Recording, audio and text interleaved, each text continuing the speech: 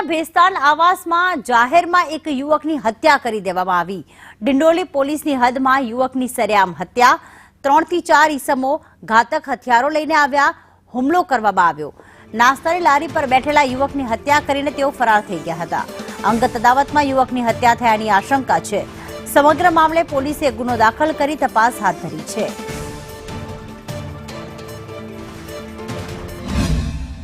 हम लोग नाश्ते की लारी पे बैठे थे। इन लोग का इमरान मानसी, इसका भतीजा, बाकी के 4-5 जन अरमान, ये लोग आके डायरेक्ट चप्पू में तलवार में हथौड़ा लेके डायरेक्ट मारना चालू कर दिया। चिल्ला चिल्ला कोई पूछे नहीं कुछ नहीं, डायरेक्ट मारना चालू करके भुगतान आवाज में। कब की घटना है और मारने का कारण क्या है? ये घटना है 2:30 बजे के बीच में।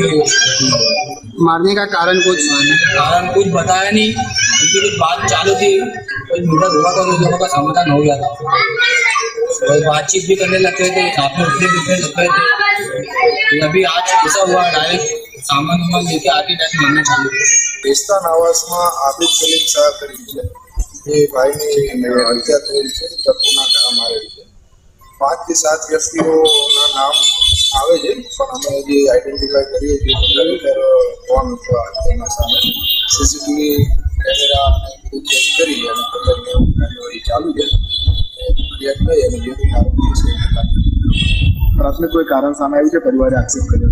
હાલ પ્રાથમિક દ્રષ્ટિએ હજી કોઈ ચોક્કસ કારણ પૈસાની લીધી નથી।